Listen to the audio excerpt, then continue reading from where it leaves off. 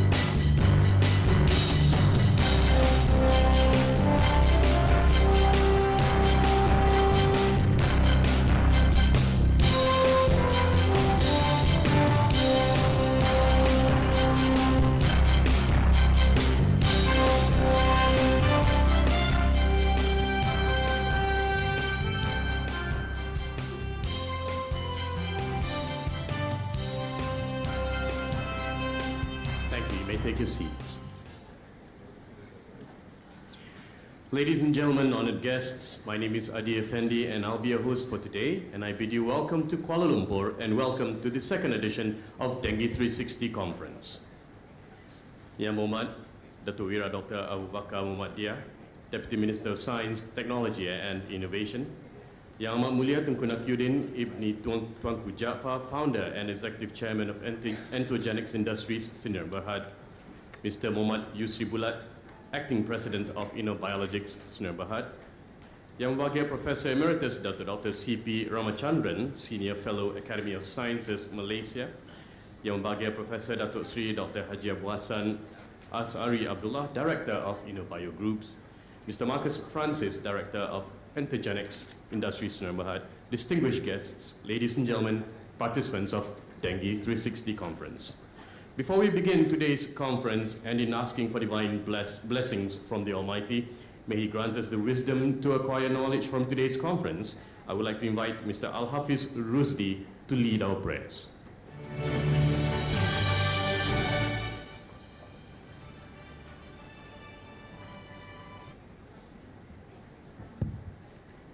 Assalamualaikum warahmatullahi wabarakatuh, and a very good morning.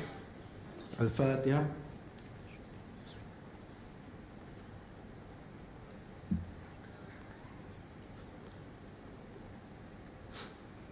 A'udzubillahi minasyaitonir rajim. Bismillahirrahmanirrahim. Alhamdulillahi rabbil alamin, wassalatu wassalamu ala asyrafil anbiya'i wal mursalin wa ala alihi wa sahbihi ajma'in. Allahumma lakal hamdu ya afun ya karim. Allahumma lakal hamdu ya latifu ya kafi, ya hafiz, ya syafi, ya zal jalali wal ikram. Allahumma lakal hamdu ya arhamar rahimin, innaka ra'ufur rahim. Allahumma salli ala Sayyidina Muhammadin wa ala alihi wa sahbihi ajma'in. Allahumma zidna wa la tankusna, wa akrimna wa la tuhinna, wa a'tina wa la tahrimna, wa athirna wa la tu'thir alayna, wardina warda anna.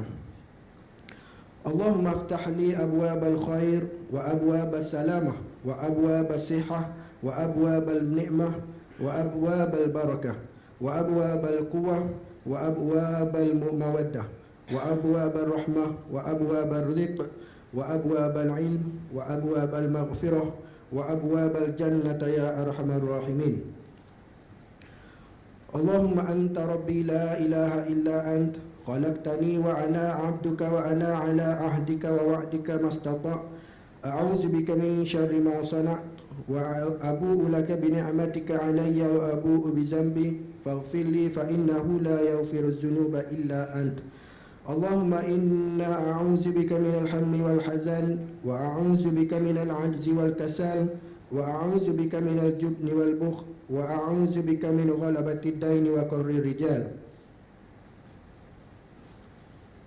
Rabbana hab lana min azwajina wa zurriyyatina qurrata a'yun waj'alna lil muttaqina imama. ربنا آتنا في الدنيا حسنة وفي الآخرة حسنة وقنا عذاب النار وصلى الله على سيدنا محمد وعلى آله وصحبه وسلم والحمد لله رب العالمين.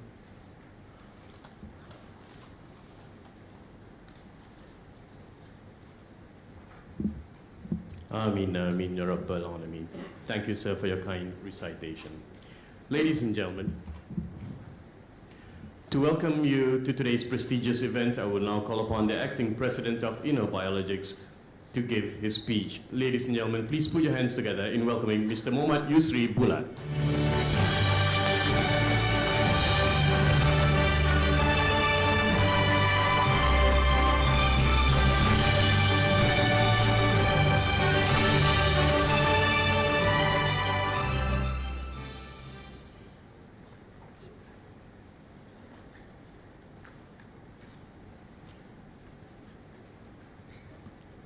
Assalamualaikum, salam sejahtera.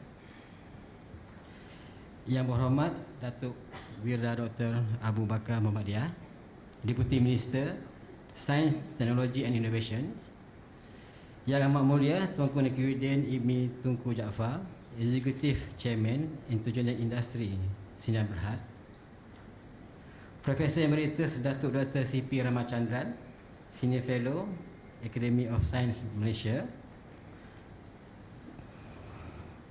Yang berbahagia Datuk Seri Abu Hassan Sari, Director of InnoBio,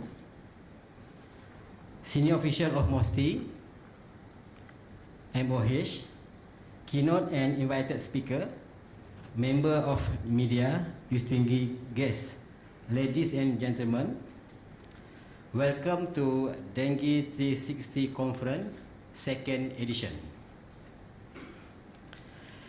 As we are aware, the dengue fever has become a major public health in many tropical and subtropical regions. The mosquito-borne disease problem is not a trivial issue. In the recent year, we have witnessed the rise of dengue and Zika cases in Malaysia. Malaysia government has spent millions of ringgit to eradicate the mosquito population. One of these is a community bebas dengue or dengue-free community program funded by Ministry of Science, Technology and Innovation, MOSTI, together with our technical partner, Internet Industry Sinar Berhad. It is a program, a technology-based program, and carried out to complement an intervention that have been and are being conducted by the Ministry of Health and also other agencies. Ladies and gentlemen, the aim of this conference is to discuss a new idea, an innovation to curb dengue and other mosquito-borne disease. I believe the session today will spark a synergistic cooperation across agency, local authority, NGOs and industry experts toward the goal. With this word, I wish all of you today here a fruitful and bountiful conference. Thank you very much.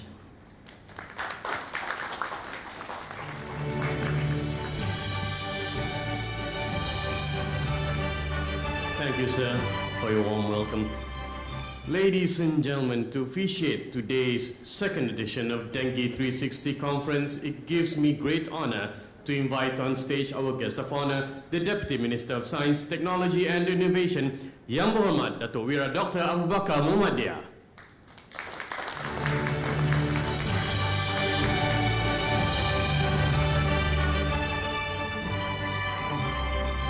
Saya ada masalah suara. Tunggu saya raya Cina lepas saya banyak makan limau. So dia punya efek dia sampai sekarang dia punya efek dia masih ada. So saya mohon maaf suara tak apa-apa sedap. That's why sekarang ni saya dah kurang menyanyi. Disebabkan oleh terima kasih kepada pengurusi majlis Yang Amat Mulia Tengku Nakiuddin Ibni Almarhum Tengku Jaafar, founder and chairman of executive Internet, yang berbahagia Encik Yusri bin Bulat, acting president of Innovatistic yang berbagai Datuk Sri Abu Hassan, Director of Innobio, Professor Emeritus Dr. C.P. Ramachandran, from Senior Fellow of Economic Science Malaysia, Mr. Marcus. Mana Marcus? Marcus, Director of Intergenic Industries, speakers, moderators, tuan-tuan dan puan. Pertama kali, first of all, I would like to congratulate the Innobios and the technical partner for the intergenic industry for the successful organizing for the Dengue360 conference. So saya difahamkan this is the second one. Actually, I like every time from my career, the word innovation is always beside me. Since I know Marcus 20 years ago, I'm Director of Innovation Tengku and then CEO of Tengku. And then suddenly when I got politics, I become Deputy Minister of Science, Technology, Innovation. So I always try to find what is the meaning of innovation. So because sometimes I found that if you want to put something innovation in the country, must be something they are not logical.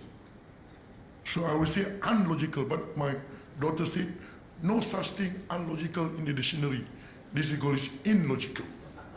So there is no unlogical at all. So this is unlogical. Kinda innovation is always illogical. If you come, that's why when you come to Mosti, many from officers 3 years ago, they always reject the proposal because they are not logical. So English, I said, what is, you not understand what is meaning of innovation? Innovation must be illogical, according to my daughter. You know, sometimes anak kita lebih pandai daripada kita. Teguh, saya ada masalah, cucu saya selalu marah saya. Dia suruh beli futsal, saya beli bola football. Futsal mahal bola dia. Futsal harga dia RM70. Kalau dekat Maidin, futsal RM78. So kalau bola sepak RM20 je. So I always buy the RM20 one and then buy the other. Atuk ni bodoh lah. Atuk orang suruh beli bola futsal. So bisa kita tengok yang murah kan. Bola nak apa nak beli yang mahal-mahal. Kan? That's why when I'm chairman of the Dengue, chairman of Madrid Tindakan Memetas Dada Melaka Tengah. They do a lot of program every year. I'm chairman. They visit, and then every year, kadar penagih dada itu bertambah. So, you do a lot of activities, but drug addicts increase every year. It's better you not do any program. You know, because we are measured, they call orang kena apa, dia panggil orang kena pengawasan, bukan OKU, orang bawa pengawasan bertambah. Because drug addict. Macam-macam aktiviti dibuat. Itu, ini, so many activities. I'm chairman. They ask money from me also. So, saya cakap, bolehkah kita cipta satu mesin tu, yang penagih dada ni masuk je dalam mesin tu, dia keluar-keluar, saya dah tak tagih dada lagi. Now, if you go to see the drug addict, dia tulis ayat Quran lah, dia suruh makan, dia suruh march lah, kena beratur lah, tapi penagih dada sisi kes. It's my problem. That's why I say, we have to find some way. I feel Marcus, we jumpa dengan Innobio 3 years ago, we discuss about how to prevent dengue. Kita kena tengok. Kalau kita buat yang normal saja orang buat, it's the normal person do, so then they achieve something that. That's why I like this program. I always mention to Yusri and then Marcus, you have to continue this job. Go to the second phase. Go to the third phase. Otherwise, you cannot. Sekarang ni kita tengok memang bendanya kecil, small thing. Tetapi kesannya besar. Kalau kita tak kena kepada kita, tak apa. You don't bother. Kalau anak kita tak kena, Datuk Sri, you don't bother. Ya, tapi kalau kena kat keluarga kita, menyesal tak habis kita. And then we're talking about not apa.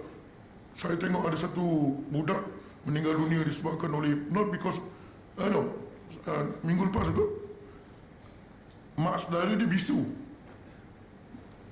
Dia bawa anak buah dia umur 5 tahun pergi makan roti canai. Nak cross road makan roti canai, accident mati kat situ budak tu dah 5 tahun. Mana straight mati. Nak pergi makan roti canai. Rupanya budak yang bawa ni bisu, dia tak dengar kereta datang. Horn pun tak kuasa, dia lari juga. Pop mati, on the spot, mayat tengah jalan. 5 tahun. Masa saya visit the family, mak dia tak berhenti menangis. Memang small thing. Dia punya mistake, dia bawa yang anak buah dia tu pergi makan roti canai, dia bisu tak pekak buat jalan. Tu macam juga kes dengue, kes benda-benda begitu. That's why saya selalu kata innovation is in logic. That's why the words innovation in dengue prevention, you must understand, and then you must submit something is innovation for the ministry, and then we can take action.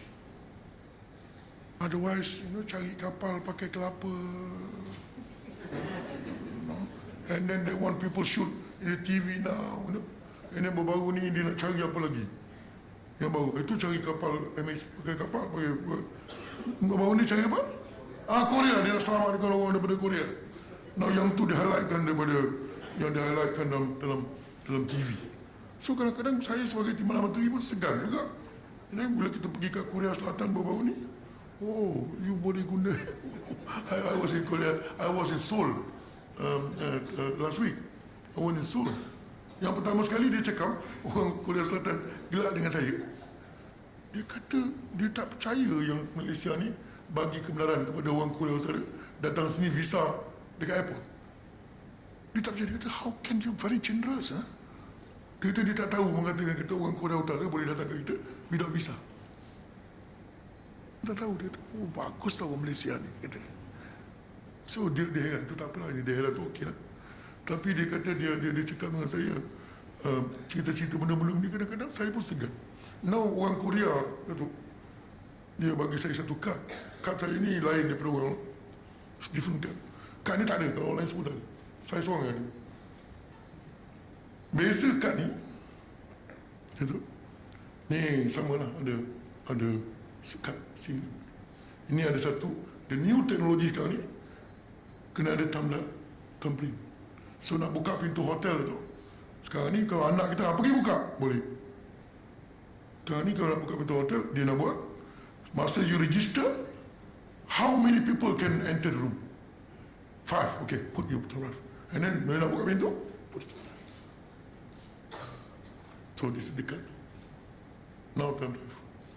So, sekarang ni saya kalau tak ada masa, saya bagi kad, bagi ke anak saya. Pergi keluar 2,000 dalam bank. Kemudian, tu bank tengah fikir, saya tengah fikir.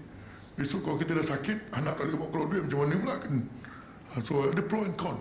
So, sekarang dia nak introduce ke bank-bank, dia tekan boleh, nak keluar duit, kena cap dia. And then, berapa second, bila cap dia masuk, masuk bank, boleh keluar duit. Now, new technology.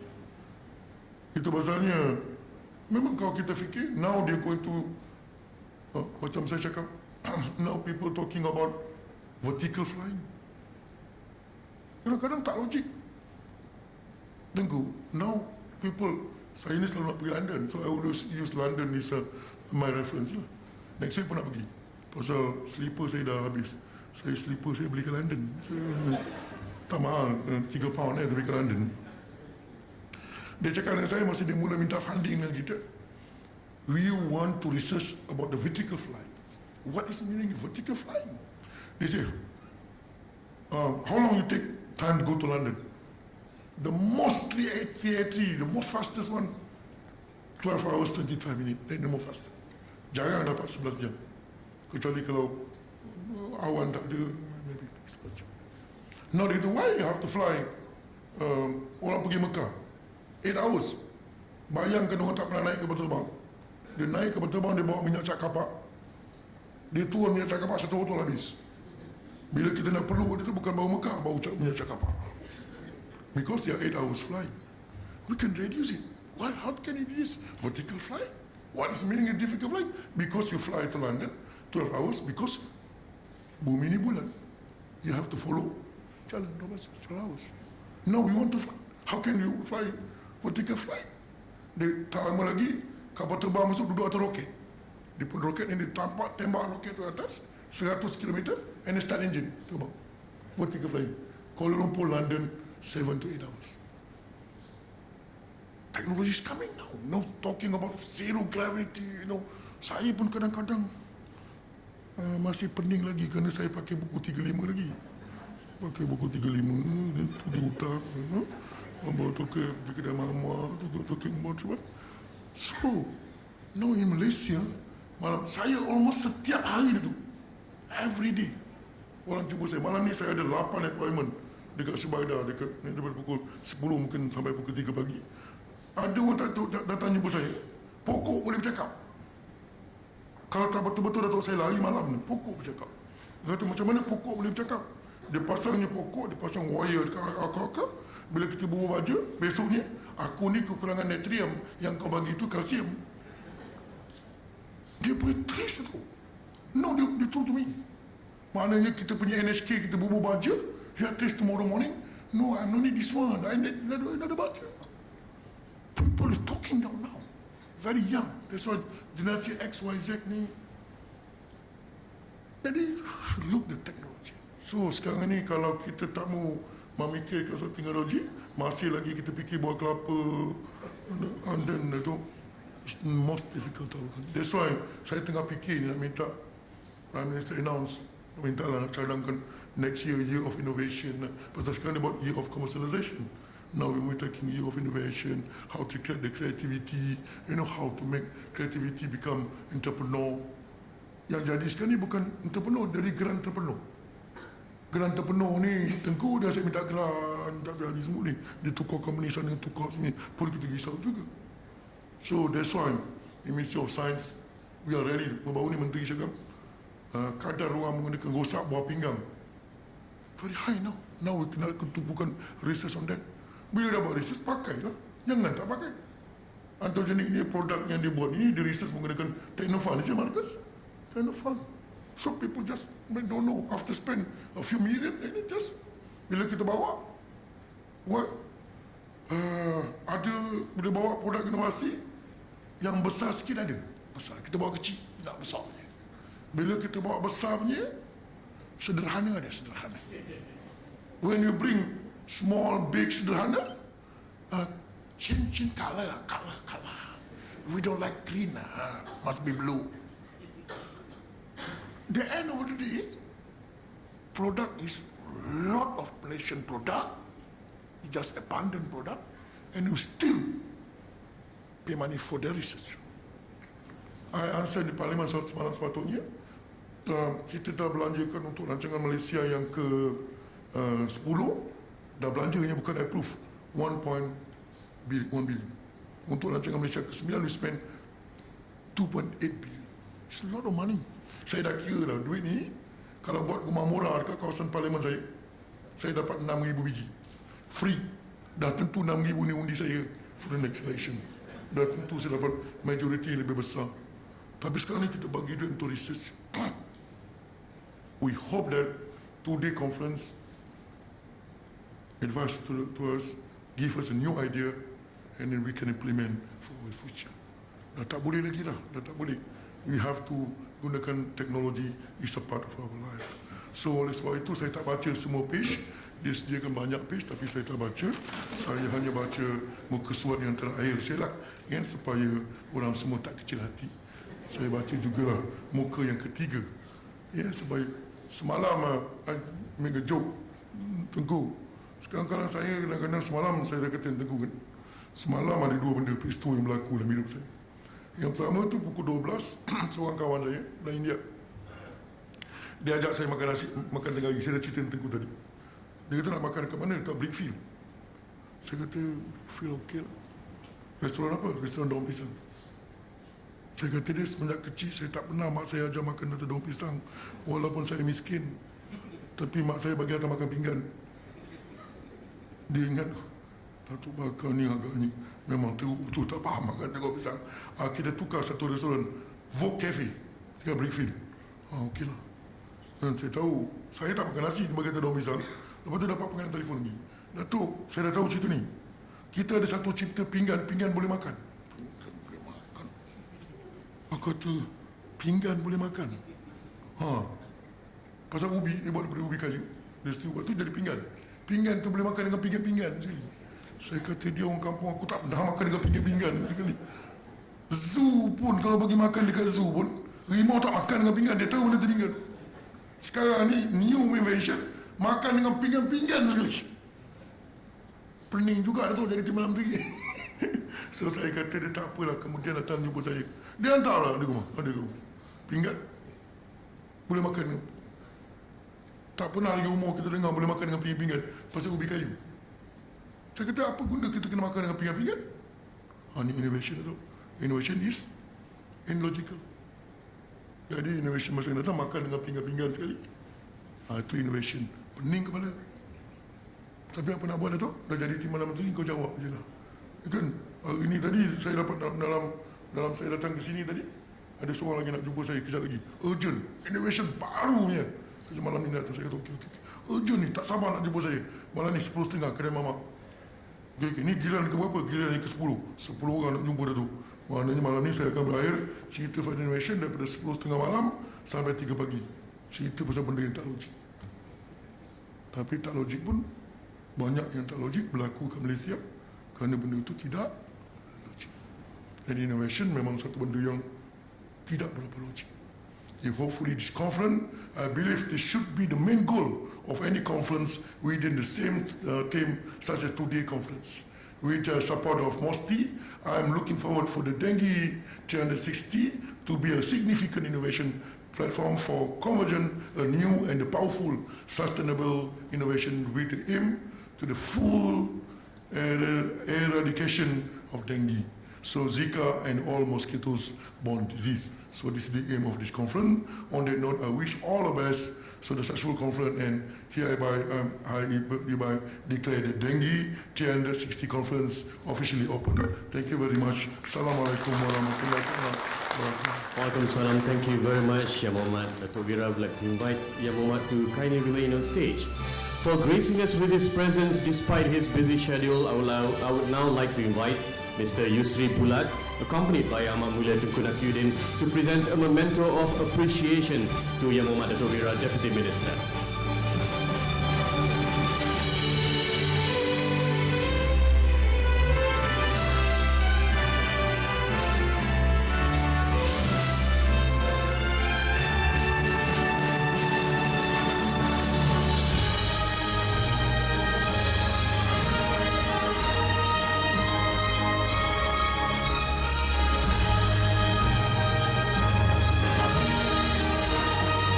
Thank you very much, Ya Muhammad. Thank you, Ya Ahmad Mulia, and thank you, Mr. Yusri Bulat.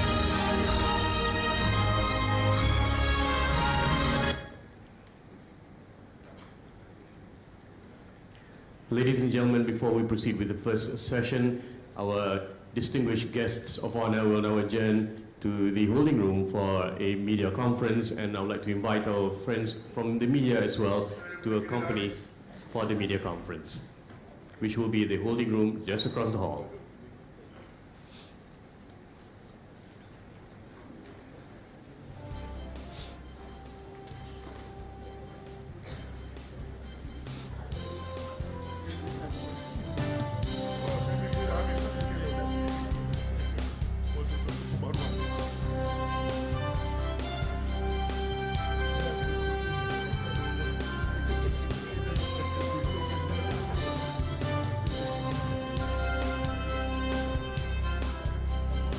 Yang Berbahagia Professor Emeritus Dato' Dr. C.P. Ramachandran.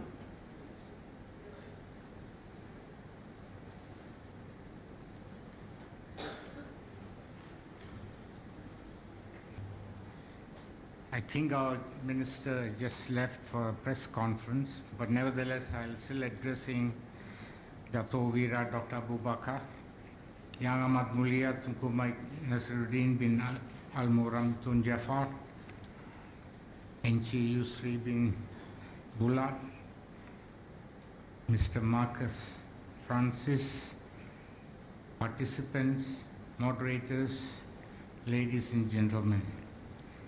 I'm representing the Academy of Science this morning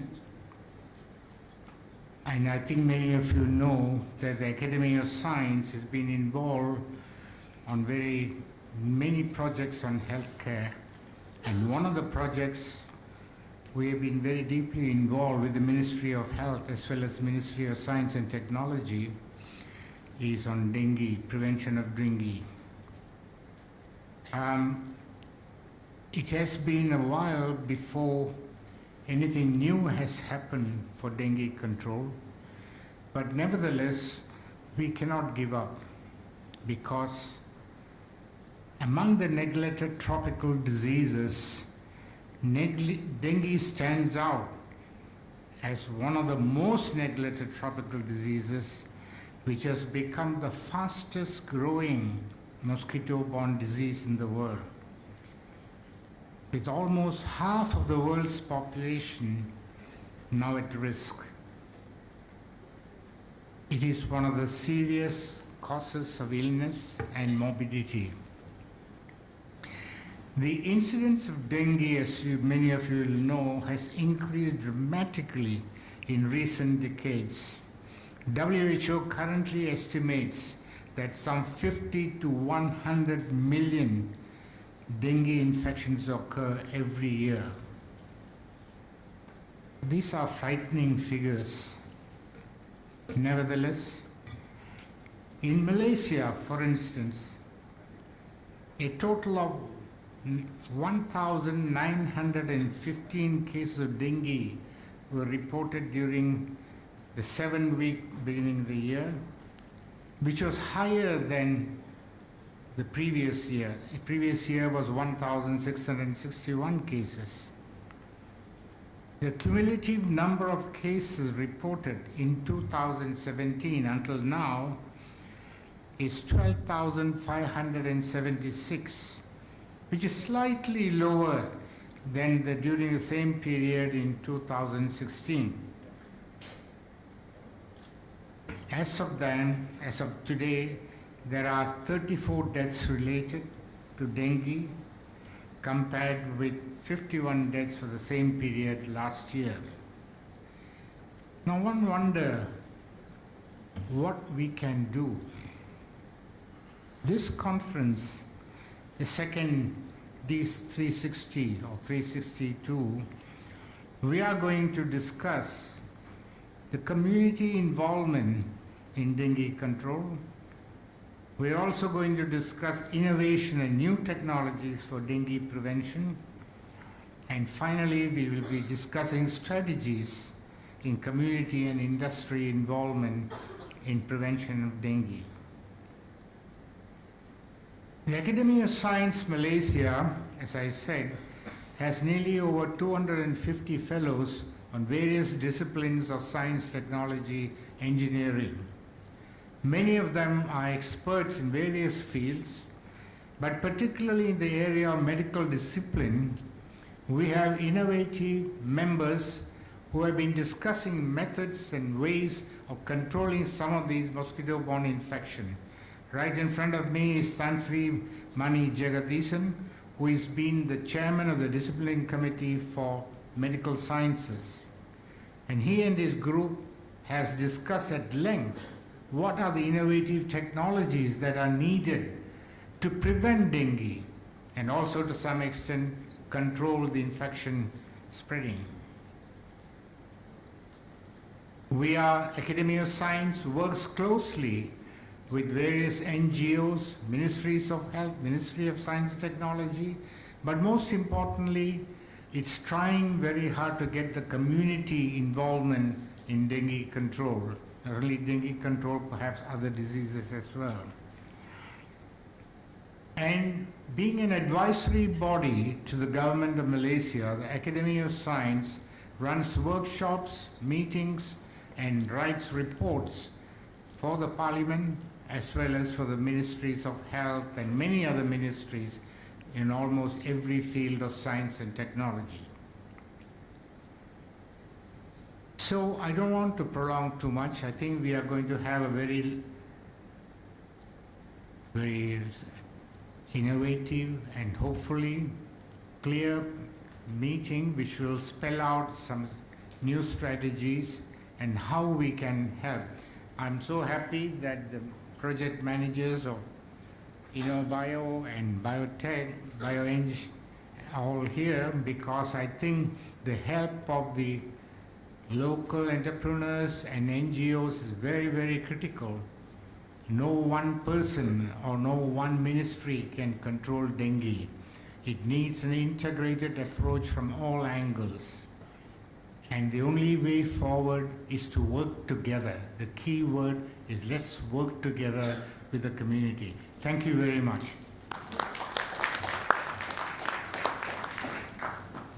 Thank you very much, Ombagia Professor Emeritus Dr. C.P. Ramachandran. Ladies and gentlemen, let us now proceed with the first session of the day. Before I invite the moderator up on stage, please allow me to give a brief introduction. He obtained his Doctor of Medicine from University Kebangsaan Malaysia in 1982, followed by a master's degree in public health from University Malaya. He then served the Ministry of Health before moving on to be the public healthcare specialist with the Kuala Lumpur City Hall, or DBKL. He is the inventor of the mosquito oticidal ovi trap, the precursor to the mosquito larval trapping device patented by the City Hall.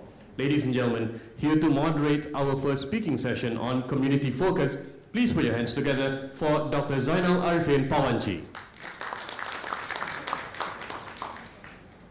Thank you, Mr. MC.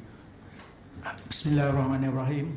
Assalamualaikum warahmatullahi wabarakatuh. Very good morning to our presence. Distinguished guests, Professor Emeritus Dr. C.P. Ramachandran, yang berbahagia Tan Sri Datuk Dr. Dengue360,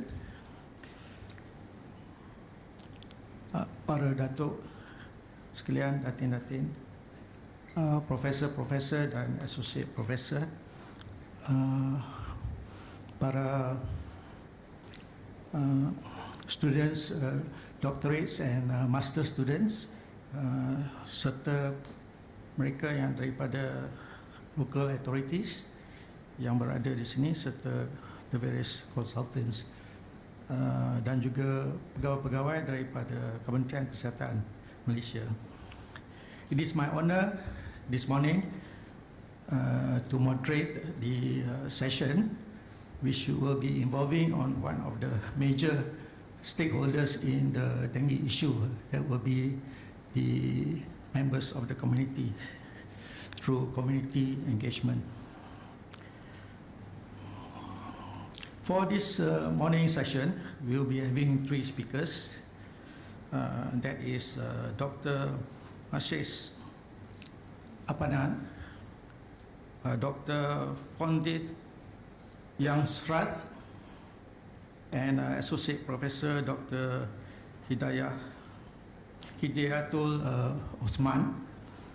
So each of the speakers will be given 50 minutes time to present their case, and then will be followed by question and answers. Those questions that are not being able to handle during these sessions, can you please write them on paper, put your name and where you come from, so that we can contact and provide answers to your questions.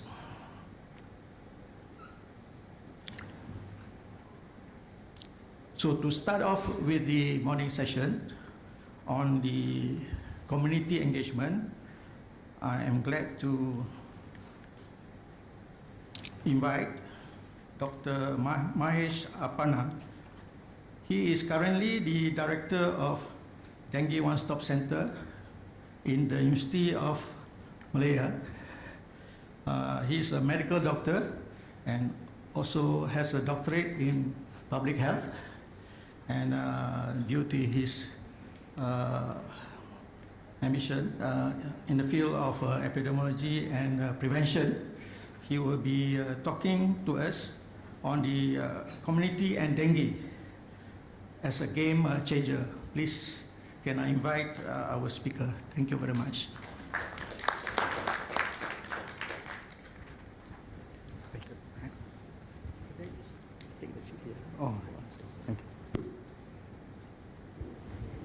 A very good morning, everybody. Please allow me to be a little bit informal. All right. Okay, my name is Mahesh, and I'm a doctorate student. Actually, I've not completed my doctorate in public health with University of Malaya. I'm pretty honored to be introduced by Dr. Zainal. Thank you very much. And in the midst of these fantastic members of the floor, with Tan Sri, Dr. Mani, and Prof. CP, and all the head of departments from various district offices in Malaysia. I'm still a loyal government servant. I'm currently attached to the district health office of Klang, 2 weeks old. And my forte, not forte yet, something very close to my heart has been dengue. Dengue. My thesis is also on dengue, modeling of dengue infection. How difficult it is for us to actually solve this problem. Pretty difficult, in fact. So, one important component of dengue is the community. Just to actually put it in perspective again, dengue is caused by dengue virus. It has got 4 different serotypes, which is making it so difficult for us to treat. Transmitted by Aedes. I know it's all the same repetition, and it's extremely complex. Extremely complex. When we talk about the basics of epidemiology, we talk about disease transmission, we talk about the epidemiological triad. 3 important things: the agent, the host, and the environment. In 2010, okay, going back 7 years, it has been reported, this is reported by one of my colleagues, Dr. Ravi, which is perfect cost analysis on dengue.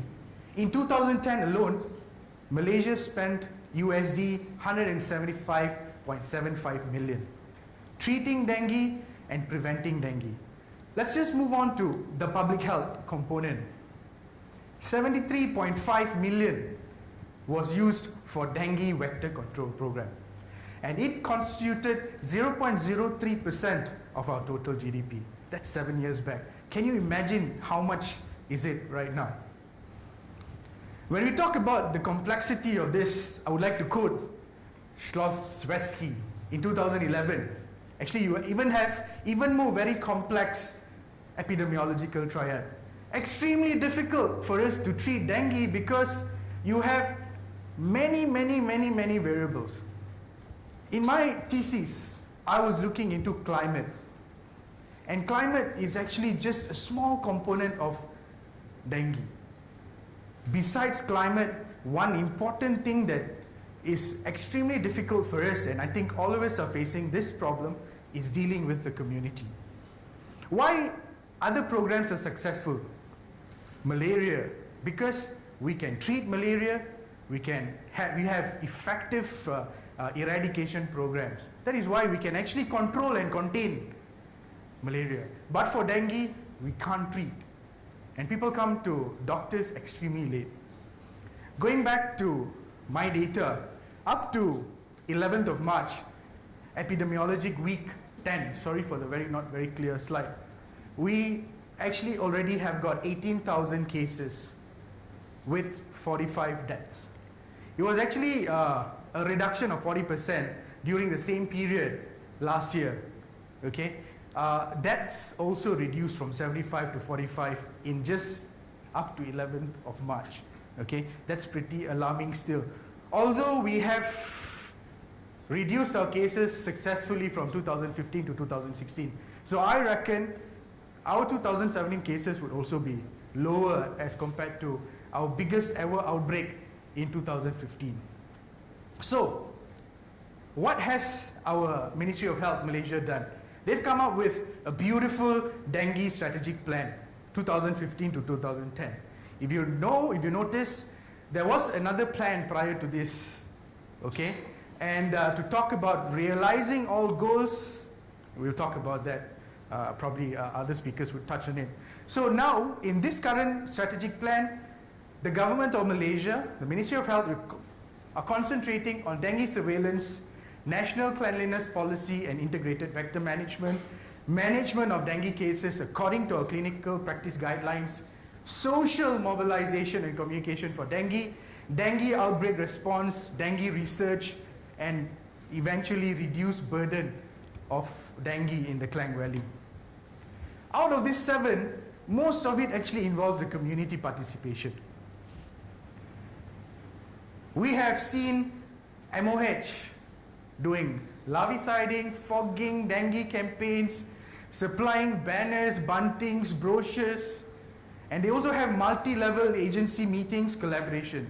And one more very novel approach was COMBI, Communication for Behavioral Impact. It's actually a program designed by WHO for containing diseases. And Malaysia actually adopted COMBI and tried to tailor-make this particular program for dengue.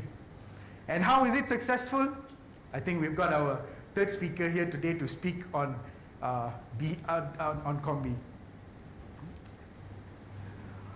What are the actual challenges faced dealing with the community? Now I'm speaking, this is my personal opinion, probably my colleague's opinion. So, number 1, we have lack of awareness about dengue amongst members of the community. Do you know that some do not even know dengue actually existed?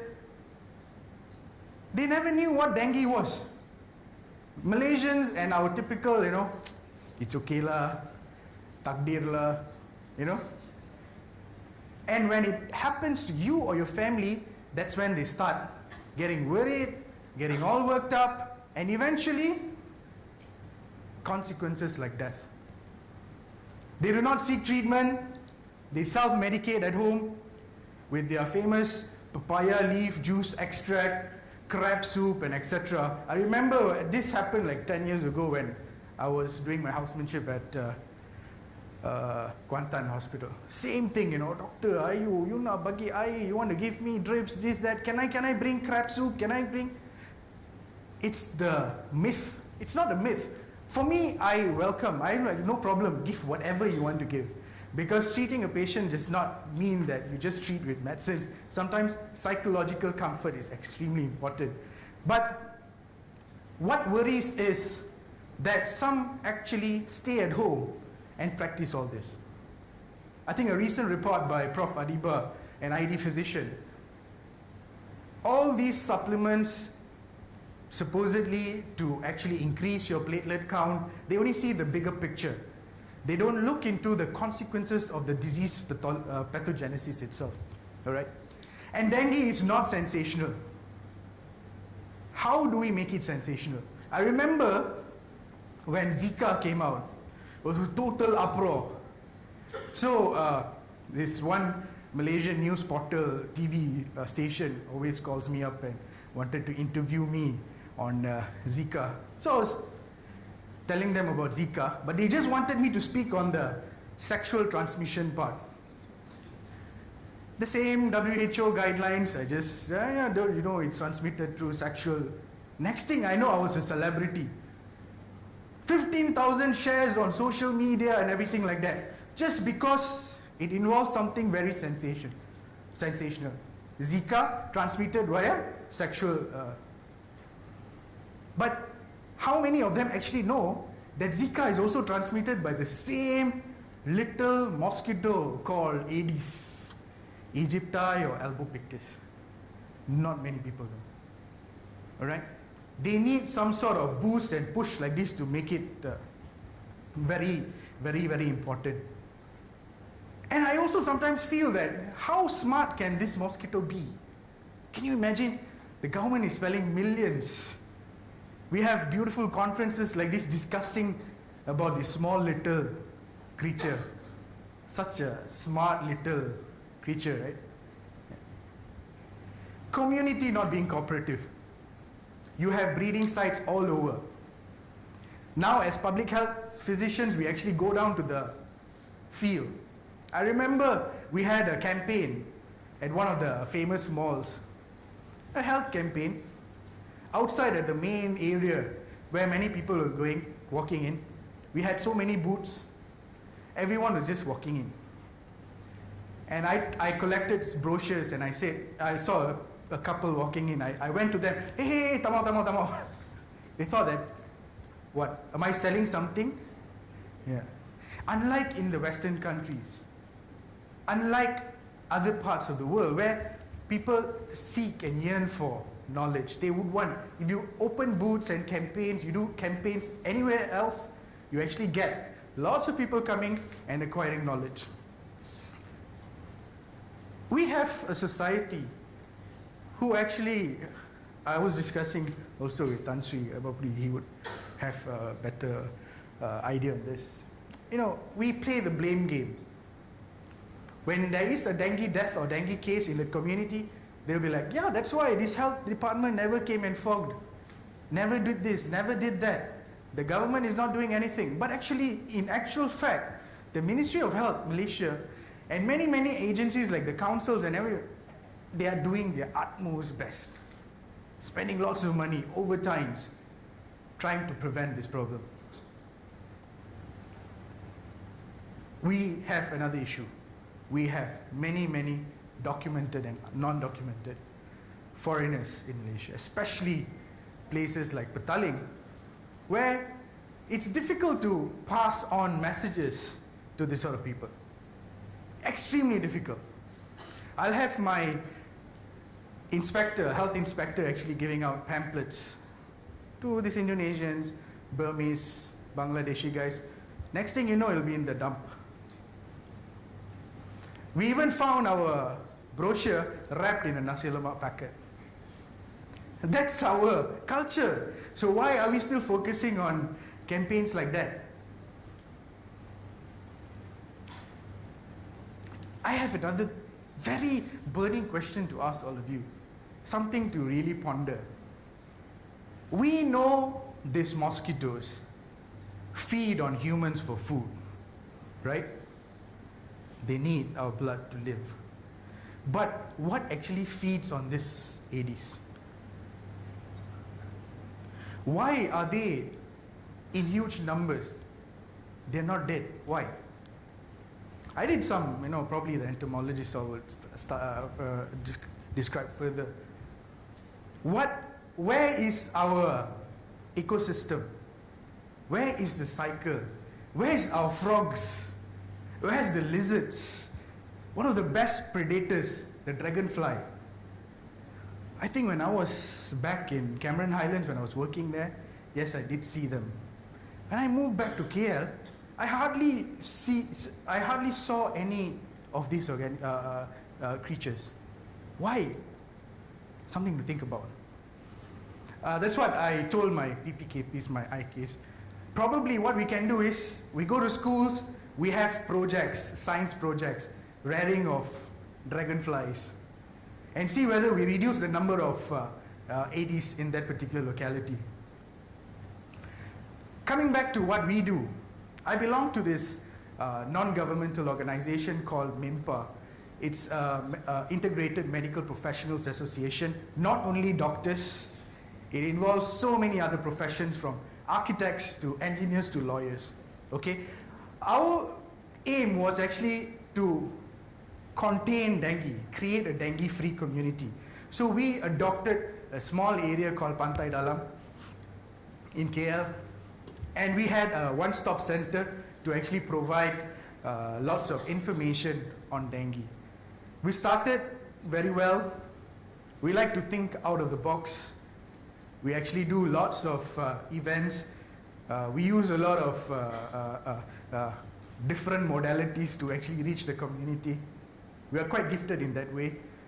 Sponsors from unknown areas, Sabah Air will give us helicopter when we say, that's how people are there to help you. It's how you ask them. All right. What made us different? It was actually officiated by our deputy DG in 2014. Our project actually was for 5 years. We had this small little shop house somewhere in Pantai Dalam called the Dengue One-Stop Center. We were funded by 1M for you, One Malaysia for you. We even had a car. And our coalition consisted of the architectural faculty of University Malaya. We had Imam, we had Ikram, the engineering university, all together with us. And we had lots of different ideas to actually come and combat this particular problem. We trained students. Our catchment population was students. Students, kids as young as preschoolers. We trained children to actually know about dengue. That's when they will go back home and speak to their parents who are least bothered about dengue and who just, you can't blame them. It's now cost of living is high, and you know what they know how to do is just to work, earn money. We started translating research findings into practice. I personally feel we lack that in Malaysia. If you look into the literature, you search all databases, there's lots of studies done on dengue. But how are we translating all those results and findings into real practice? The architectural faculty did a fantastic job. They actually came up with lots of problems on high-rise buildings in Malaysia, especially Petaling and Pantai Dalam. They came up with lots of solutions, using different ways, because one of the main things that they saw is there's lots of architectural defects and not defects, probably problems where you have lots of containment of water, which is the source of dengue breeding. So we came up with lots of ways to actually overcome that. We spoke to the management and yes, we actually achieved lots of things. All right, we use mascots to make them excited and interested in dengue prevention. And the most important thing, which I owe this to Imam, a fantastic preschool combat dengue module. They came up with a module for preschoolers. They went to many kindergartens, preschools, to actually speak to the children and come up with, lots of beautiful games and everything for them to be very, very into dengue and its preventive guidance. Very special about it is because these people absorb information so much that they can translate to their parents. We had so many fun and interactive educational games, and we succeeded to reduce dengue cases in that particular locality. Now currently we are not very much as active as before because of funds. So if we have more money, definitely we'll do better. And definitely volunteers. It all works on volunteerism. So our future plan is to do incentive-based intervention. You need to have incentives.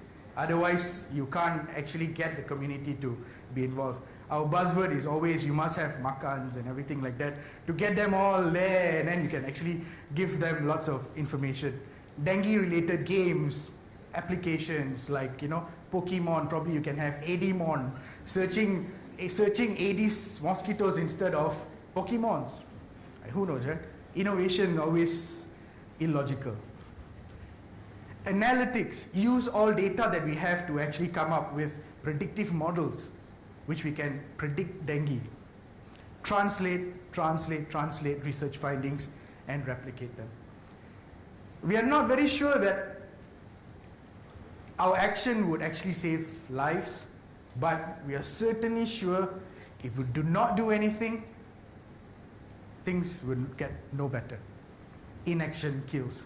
So I salute, I look up to KBD, MOSTI, InnoBio for this fantastic program. Congratulations and good luck. Thank you very much.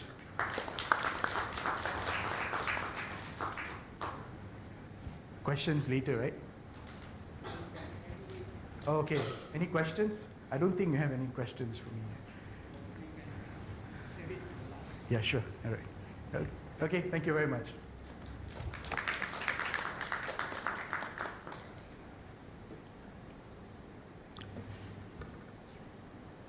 Thank you, Dr. Mahesh. So we will leave questions if you have any very question, you can write it down. Then when we have the sessions, you can read them out, or you can pass it to me if there is not enough time. So for our next speaker, I would like to call upon Dr. Fondith Sarat. Our speaker is from the People's Democratic Republic of Laos.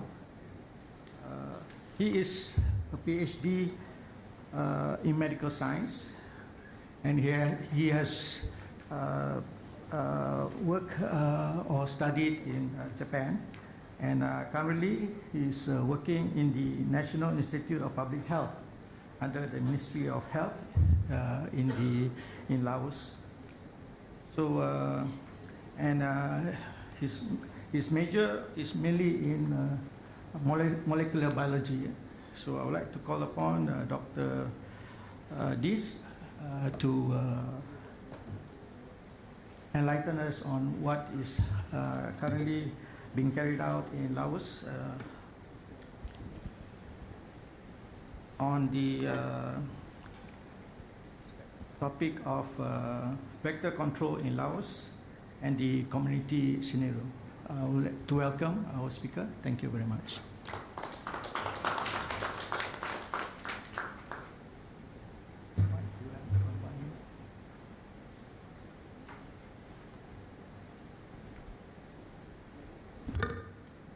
Good morning, ladies and gentlemen.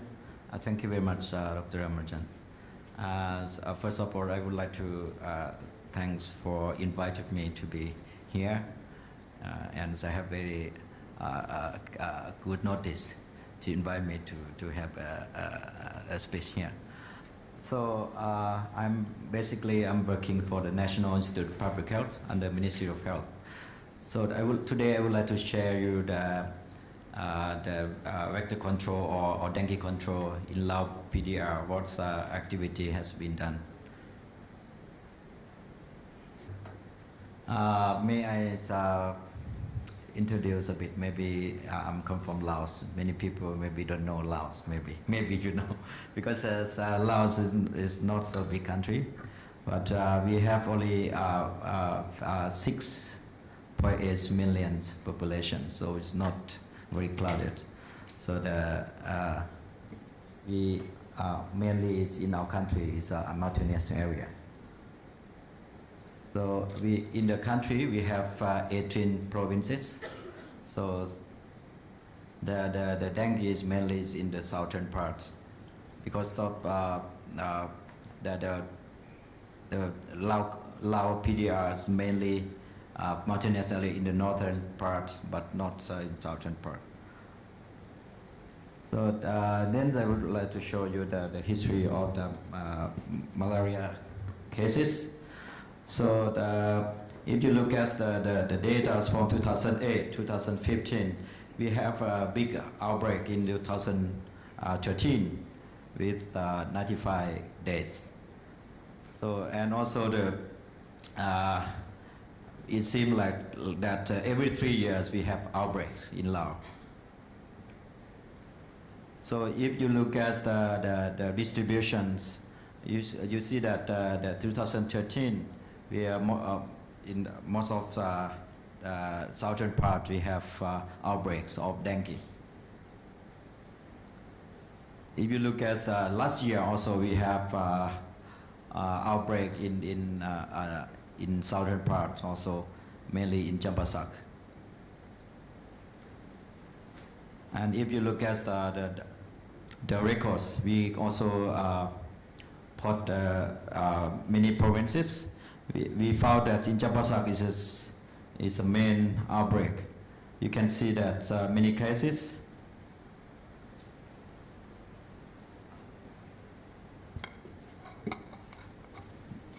Many cases in 2016, you can see that in here, Champasak province, where it is here, this area, you can see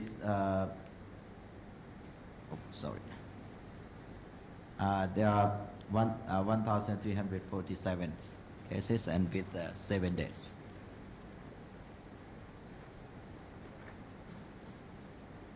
And also other provinces. But if you look at if you look at the 2013, you can see many provinces have cases. But 2016 mainly in Champasak province. When we try to see the seasonal or the times of outbreaks, you can see that in this January, February up to December. So you can see in 2013, after April, it starts increase the number of cases. And also when you look at the age, you see that about between 5 to 35 is high numbers of cases.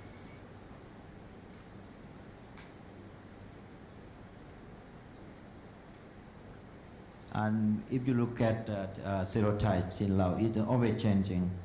You can see the 2010 we have type 1, 38%, and also changing by 2012, type 3, so 2013 also type 3, and also 2014 also type 4, and also 15 type 1 are changing. But we don't have much number in type 2.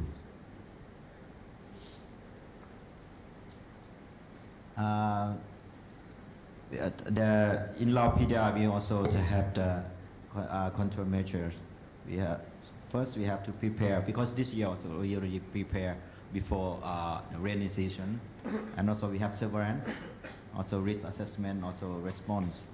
We have similar strategy like Malaysia, the previous presentation. So we also try to train students to be volunteer of the dengue control. So after they train, they can tell other friends in the school, and also breeding sites missing.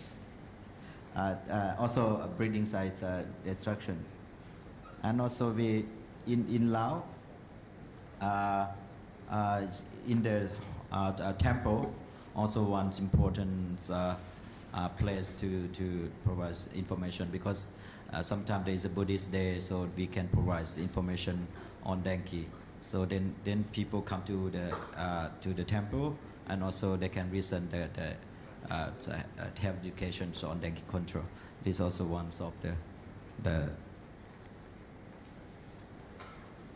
activities. And also we try to have the commitment from the family by issuing the certificate to the family that they promise to participate in the dengue control, because we just remind them that we have the list of the activity they promise to follow this kind of activity. And also the cultivate guppy fish is one of the activity very successful, especially in the capital. We also ask many people to cultivate. And also we organize the dengue control weeks. We invite the leader from MOH or from high-level people to speak out the dengue activities. So we have many activities on this. He is Vice Minister of Health, and also every week we organize these activities. And also we try to have like a poster and put in the campaigns, poster campaigns, also put in t-shirt And also we have radio for the health education. And also we try to put more poster in the transportation area where many people traveling, they can see the message in the. Yeah, this is the information of the guppy fish cultivation. You can see many provinces. I just summary, but you may not see detail. But you can see many provinces already have guppy fish. And also because for dengue control we don't have much funding, we try to make activity like a praying golf to get some fund. For small fund, then we can just do some activities. Also the business people, they have some money to put in the dengue control activities. Yeah, in Laos, main vectors are Echidai and also Abopetus.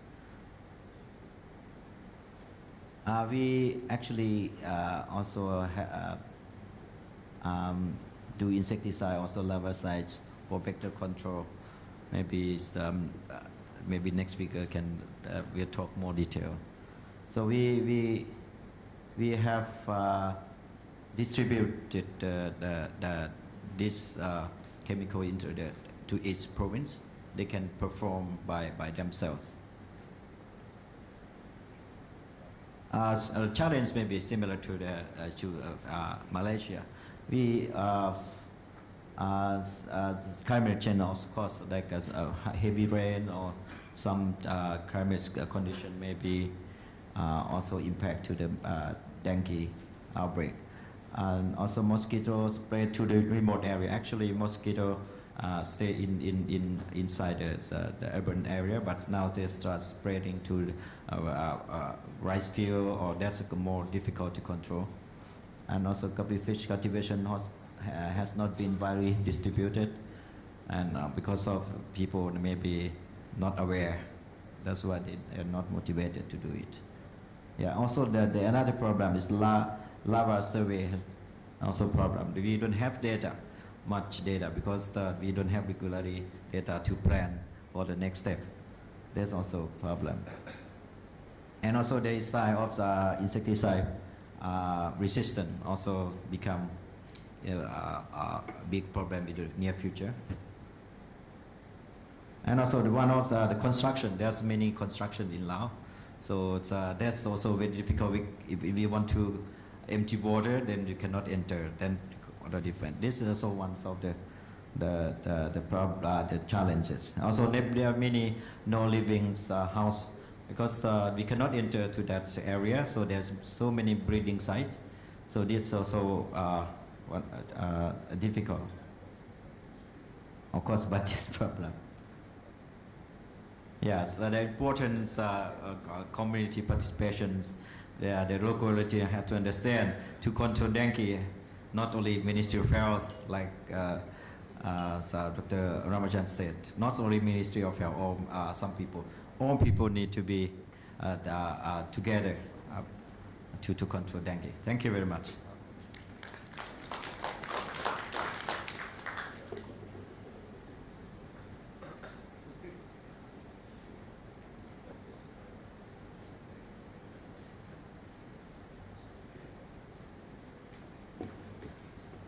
Thank you, Dr. Dis. So we'll leave the questions and answers or whatever comments in our final session of the forum this morning.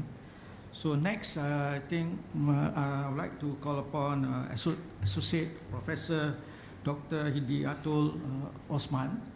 She is from the University of National University of Malaysia.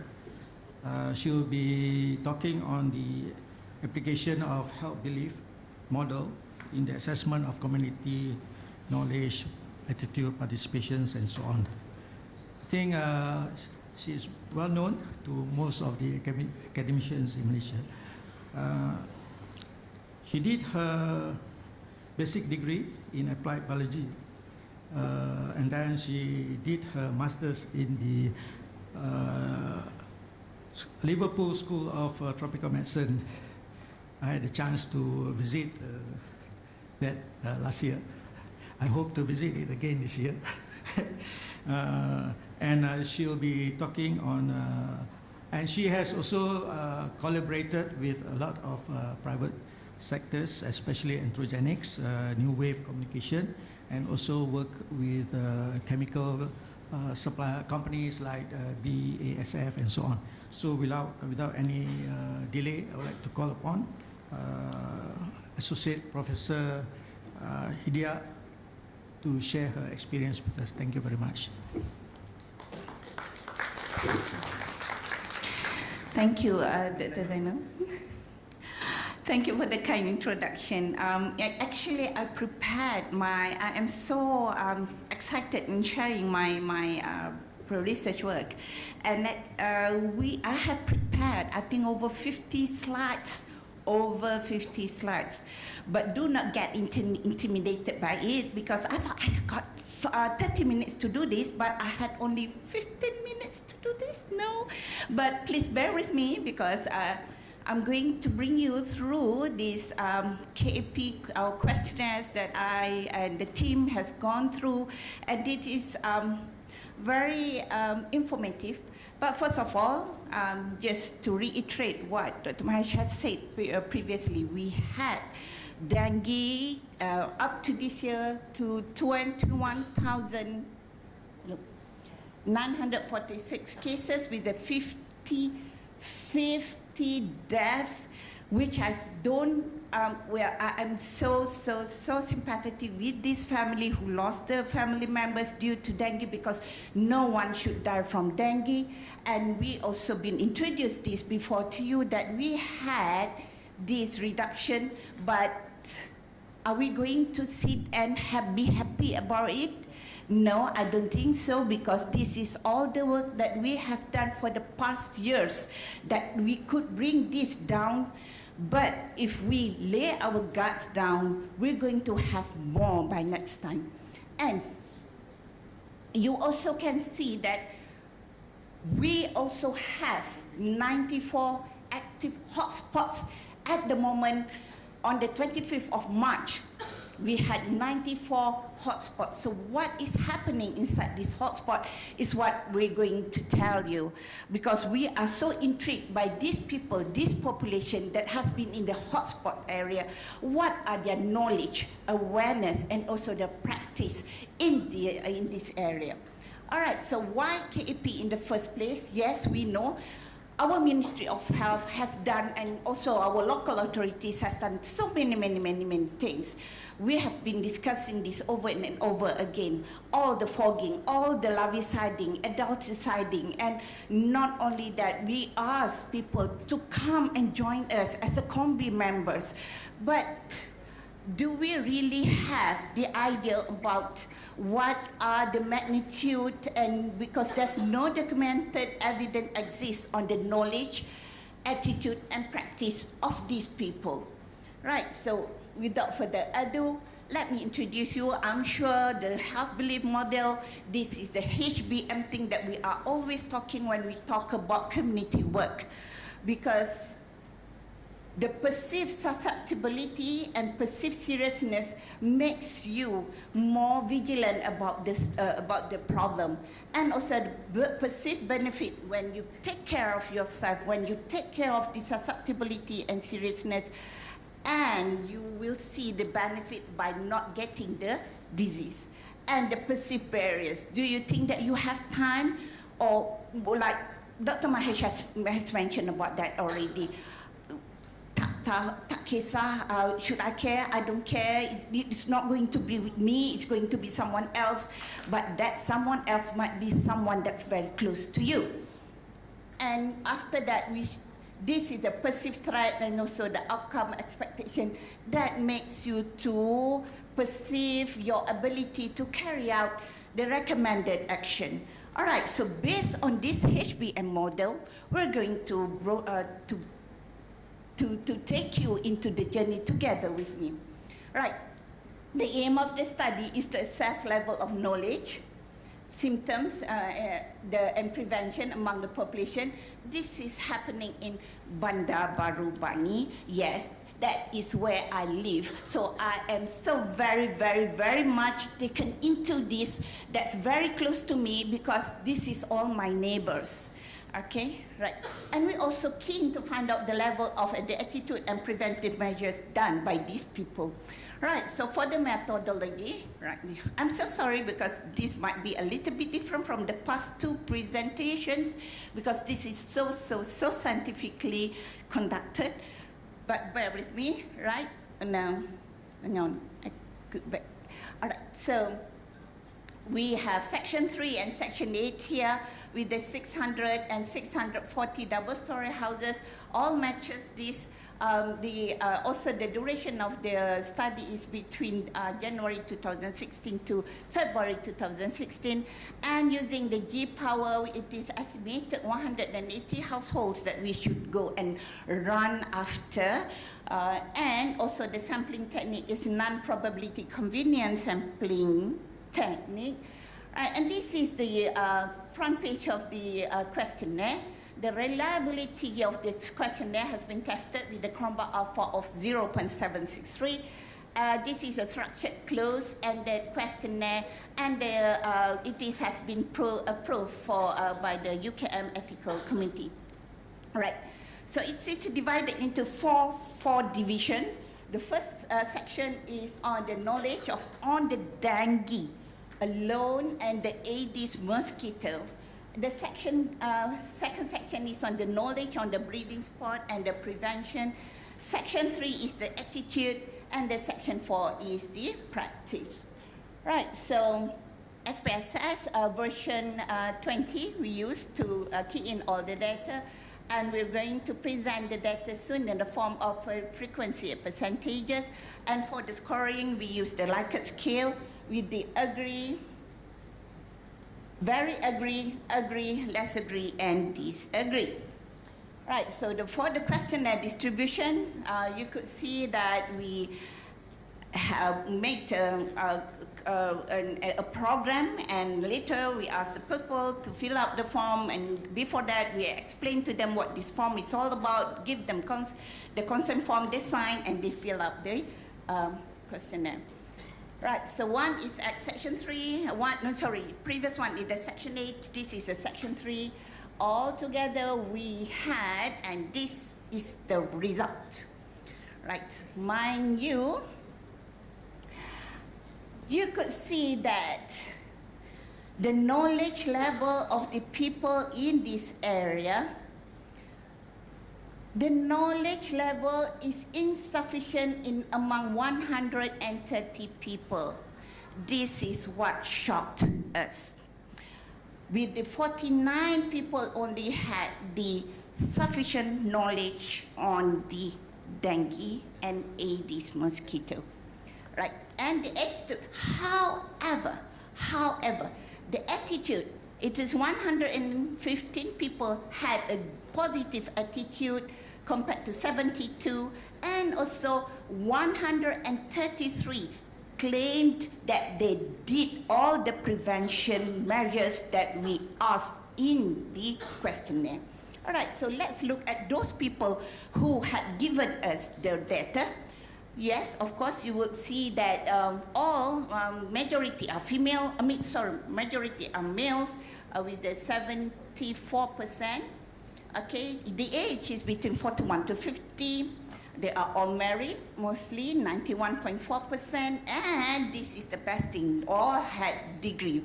52.9 or 99 of them who answered the questionnaire are the degree holder. And the others here, about 29 actually has the master and PhD. Right, so for the social demographic characteristic of the participants, you could see most are the owner of the houses. Do they have the history with dengue fever? Fortunately, only 69% had no dengue, no history of dengue fever previously. We are actually looking for people who are in the group of having history of dengue fever. Unfortunately, they are the one who does not come to that intervention program or they refuse to answer the KAP, the questionnaire. Right.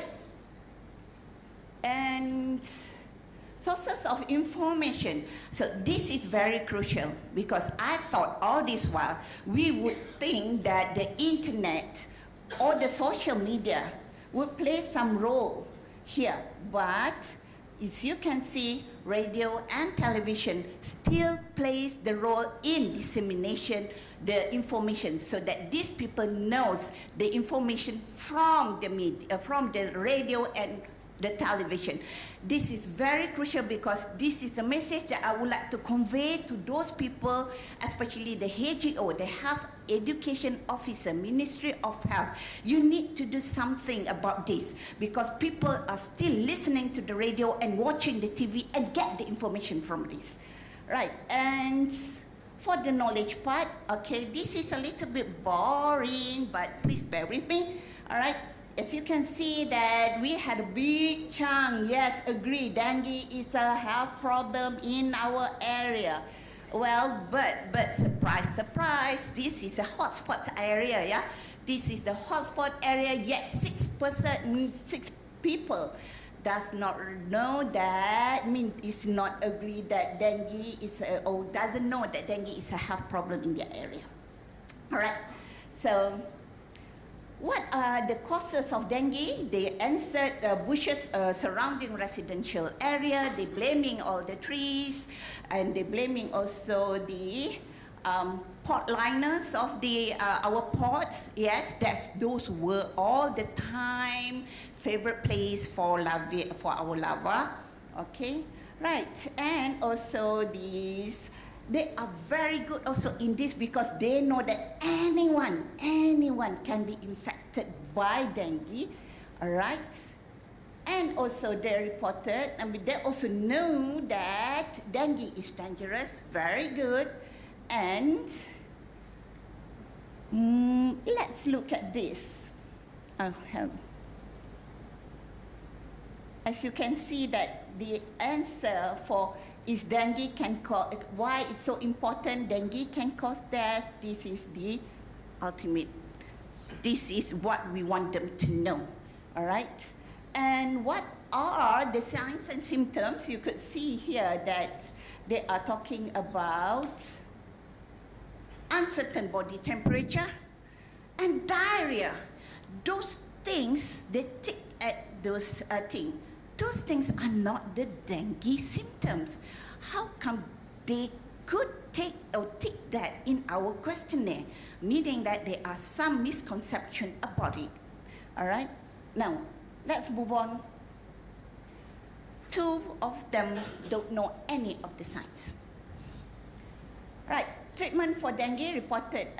So this is what, well, one of us has mentioned this before. They thought, most of them, yes, agreed they should immediately see a doctor. But hey, look at this. Drink plain water, drink papaya leaf juice is in the list. All right? Okay, right, carrier, most of them can answer correctly about Aedes is the vector for dengue, and the characteristic, they can tell you that they have these black and white stripes on the body and also on the leg here. Good. Okay, I would give A+ for these people. All right, and timing, they also knew about the timing is early morning and late evening. Okay, but let's move on. This is where the knowledge goes down because most of them has the lack of knowledge in the life cycle of this Aedes mosquito. Why I am so emphasized on this thing? Because this is where the 10 minutes per week that been promoted by our Ministry of Health is very important. Because once you know that you need to do that, then you have to go and do that for every week because the life cycle takes about 7 days. Right, now, there are quite a number of things here starting to deteriorate, but what I want to share here, like I told you, I've got 50 slides, all right? Please bear with me for another 1 minute, please. All right. Okay. The attitude, this is where actually you could see the people has a positive attitude here. And also, they know that they perceive that dengue can cause death, and therefore they take action. They take all the preventive action. They would share all the information. The positive attitude is showing here, although the knowledge is less here.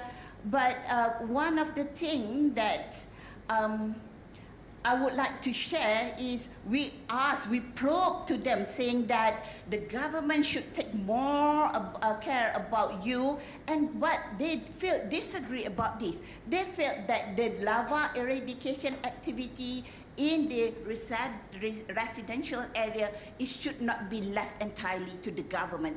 This is fantastic. All right, and only here that we had a little bit low on the positive side, because they saw that the government measures is not working. I'm not really sure what do they want actually, but this is one of the things that I think we, the Ministry of Health and local authorities, should look into. All right, so this is consistent with the theory, right, of the health belief model, and perceived susceptibility and self-efficacy is a major predictive power than other predictive variable, and this is explained although the knowledge is insufficient, but the positive attitude is good. So, but let me caution, these are all the practices, prevention practices that they did, but let me tell you, this study would have a little bit of caution, because you know that people would provide socially desirable responses to some of the questions. Because we go back to these places, we check the back alley, we found all these breeding sites in their back alley. In front, fine, fantastic, clean, tell you, perfect. But at the back alley, this is what we found.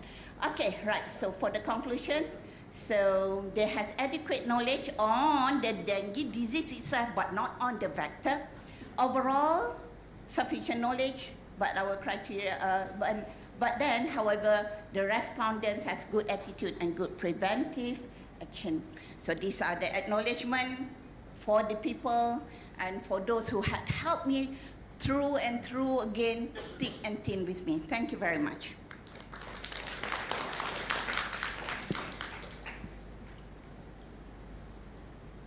Professor Mohida. Can I now call upon the previous speakers to join me on stage to take up any questions or any comments from our guests who are present here? Dr. Mahesh, okay, you are here. Okay.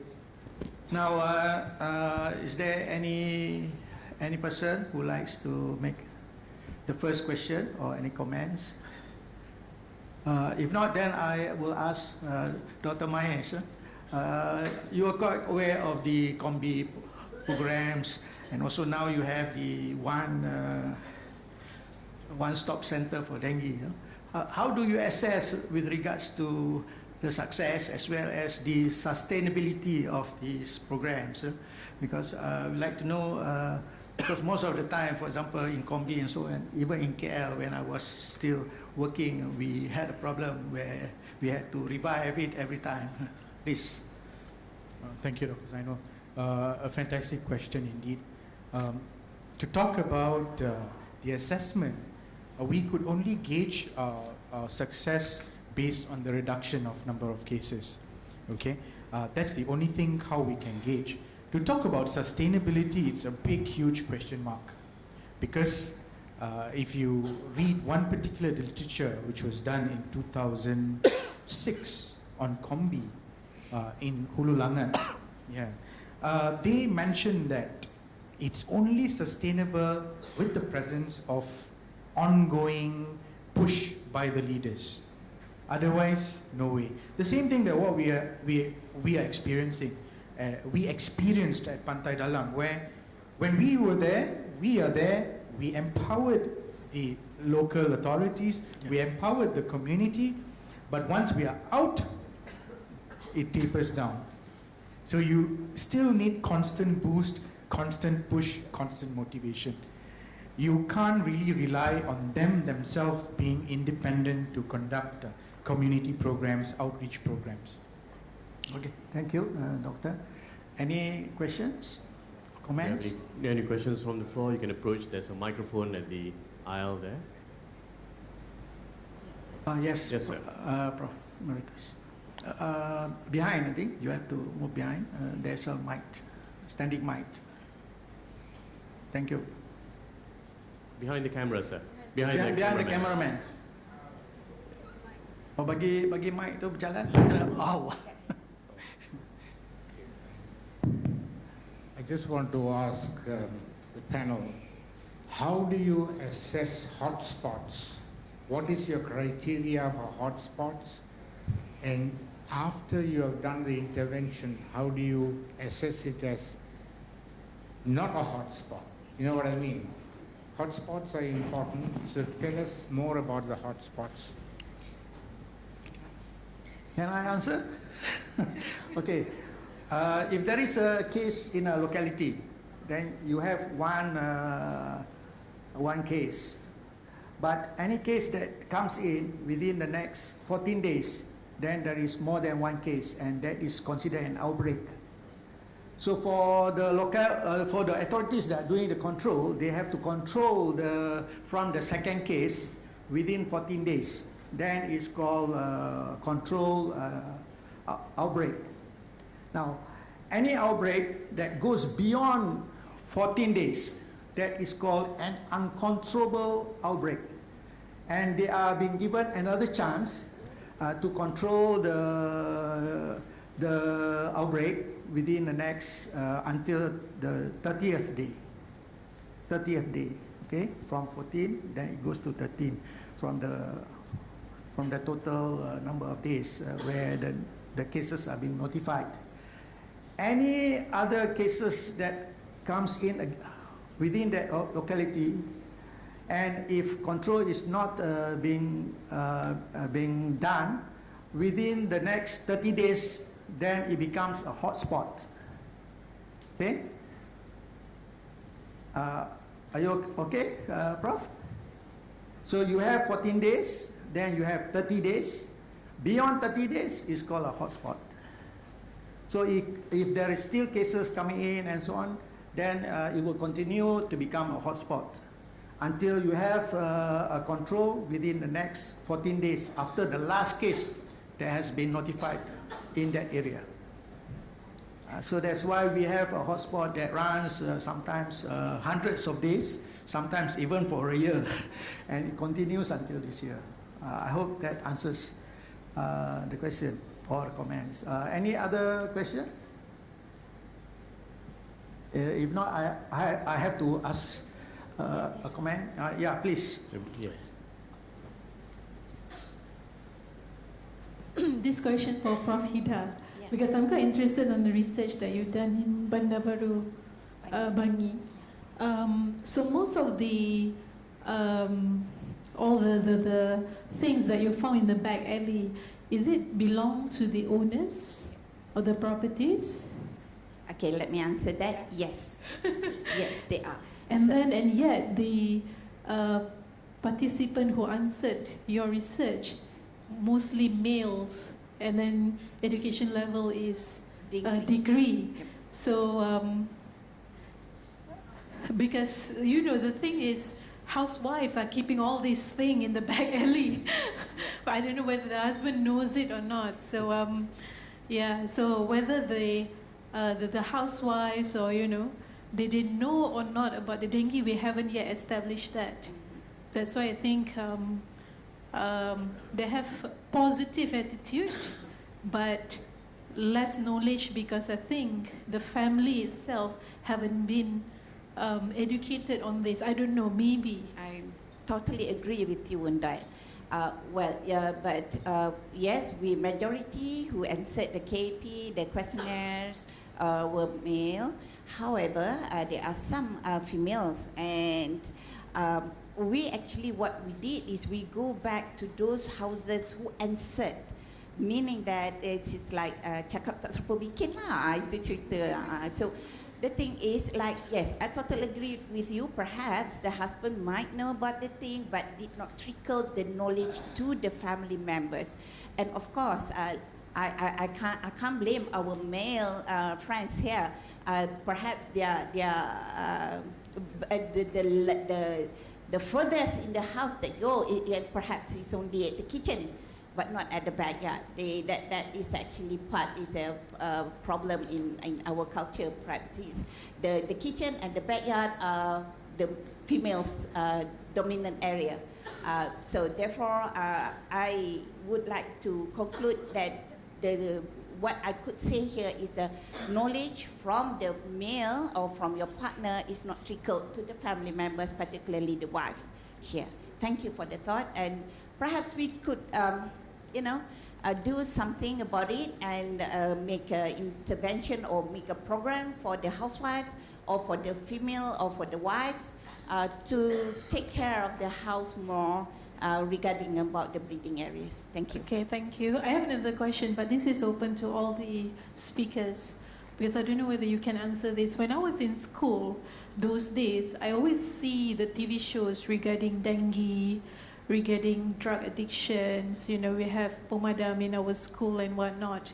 But nowadays, I don't know whether I'm not subscribing to the Facebook, MOH or whatnot, but for me, there is a lack of some sort of knowledge out there that, you know, can be trickled down to the school children and all that. Or maybe I don't know about that. Is there anybody can enlighten me on this? What is the current ministry, you know, communication, mobilization on this, rather going to on the ground? We tackle this on the social media and whatnot. Do anybody know about this? All right. Just to answer your question, we do have, most of the district health officers, they do have Facebook pages, they do have Twitter accounts, they do have Instagram accounts to actually tackle health education and promotion through digital media. And a very important thing that you pointed out was in schools. Yeah, that's one of the initiatives that we did with preschoolers. Now, we do have program Dr. Muda in schools. And we are, I think some district health officers encourages this particular association in schools, which is equivalent with a lot of big association in schools, to actually start promoting dengue education. And I think I echo your concern that it should be started from school level, as young as you go, because you see lots of changes when they actually go and translate this at home. Thanks. Okay, thank you.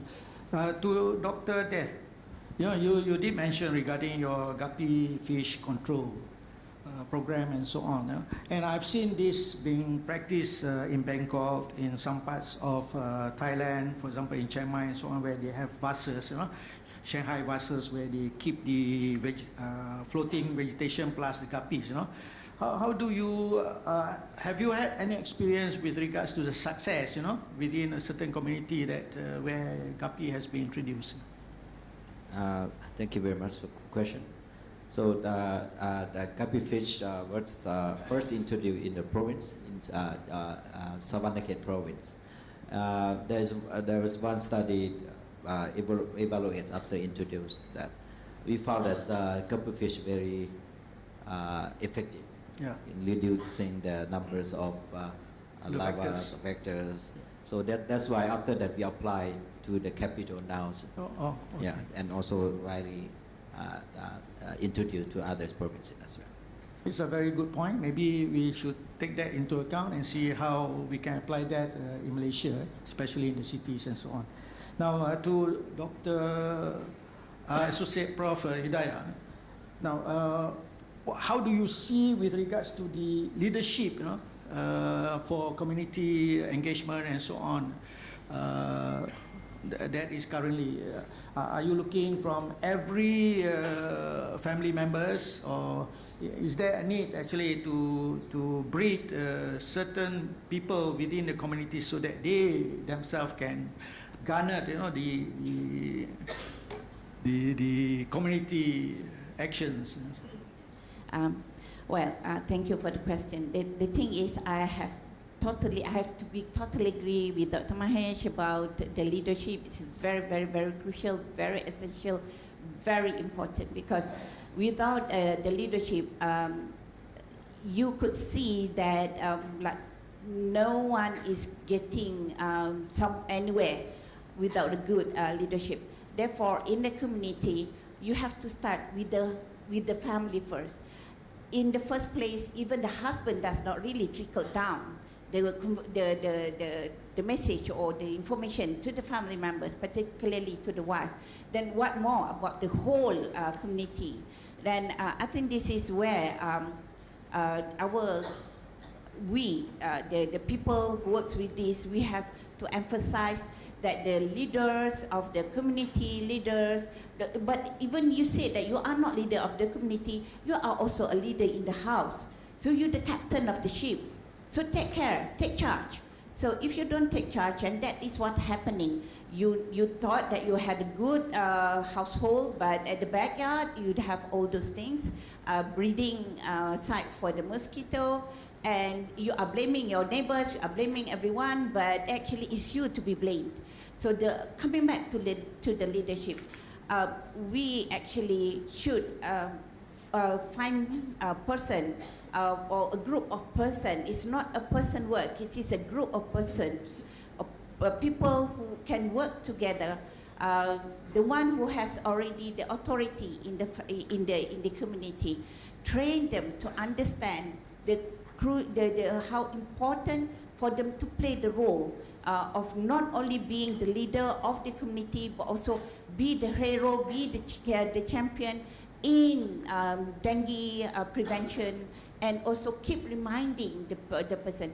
But I think somehow on our part, the university, the academia, and also together with other, of course, with the industries, with the Ministry of Health, Ministry of Science, Technology and Innovation, and even the Ministry of Urban Wellness, I think should take part in all of this, take turn, because people need to be reminded. Constant reminder is very, very important. Now, about constant reminder, if I may take about 2 or 3 minutes, may I refer back to what the messages that you, one of the questions you threw just now. I have been asking people from Ministry of Health, particularly the health education part, because those are where the dissemination of information should come from. Can we do anything about all those advertisements in our TV? Because as you can see, I am so frustrated with how our advertisement is so old-fashioned. You could see what you call it, the song. I can't remember but jingles, the jingles that together come with the advertisement is so I think about 70s, tang, and who wants to listen to those kind of giggles? And next is they showed you people sitting on the bed of the 3rd class hospital. Why don't they show to you people who are on the breathing apparatus, the support system, so that this is going to happen to any of you if you don't take care of yourself and your family members from dengue and Aedes mosquito. They don't show that. They show the people who just sit on the hospital. So there's nothing to be concerned about. The message is not being stern enough, conveyed. And I thought, we don't have the hero here. We should find a hero or a champion. Last time, Aznil Nawawi supposedly to be the champion, but somehow it just lost somewhere, I don't know. But perhaps like Selamat Pagi Malaysia, one of the anchor person should say, hey, I did 10 minutes a week yesterday. You know, I checked all the breathing places in my house. Have you done the same? It should be conveyed in that way because, look, I am a TV personality who are very busy, yet I did that 10 minutes per week to inspect and to examine my house. But why don't you do the same? I am a very busy person, yet I did that. You know, so those kind of messages, or they say, oh, we have to buy what you call it, you have to pay to make sure that the message is there. But this is G2G. Well, Kementerian Penerangan, from MOH to Kementerian Penerangan. Yes, we still have to pay. All right, so I think we have to have the paradigm shift here because this is a message that very crucial to be conveyed to the people. Look at the result that I got. People is still watching TV to get the information, yet those are the old-fashioned time. You think that people would want to watch it? Those are where the people would go up and get some drinks from the kitchen so the adverts go without being listened. Right. Thank you. Thank you. So I think we have very limited time. We have to stop here. So I'd like first to thank all the three panels for enlightening and also sharing your knowledge with us, also your observation. I think if there is any other burning questions and so on, I think you can put it in writing and pass it to the organizers, or you can network during lunchtime and so on. I meet the speakers for it, because I also have one, because you know, the changing symptoms of dengue now as compared to classical dengue and so on. That's why I think the situation of diarrhea being put up, because in the mortality studies and so on, they say that patients who pass away and so on, in that crucial time, they give those symptoms of diarrhea, stomach pain, abdominal pain, and so on and so forth. So I think I would like to pass back to the MCs. Can we give a show of hands to our panels? Thank you very much. Thank you very much. May I invite all of you to just remain on stage.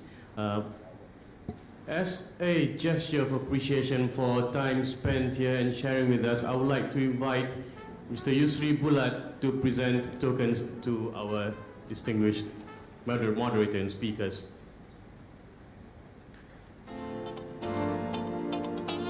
Ladies and gentlemen, please give a very big round of applause for Dr. Zainul Arifin Pawanci, Dr. Mahesh Appanan, Dr. Khonpadith Zangsayarat,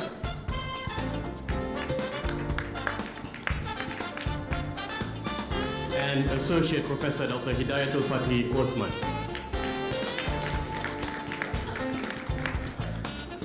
Thank you very much, Yusri. Let's give them another big round of applause, ladies and gentlemen, for today's first session. Ladies and gentlemen, we're going to take a quick break for about half an hour. My watch here says the internet watch on my phone says 11:21. Let's give it 11:20. We will come back in 30 minutes. We'll see you at 11:50 p.m. Refreshments are just outside of this hall. Thank you very much.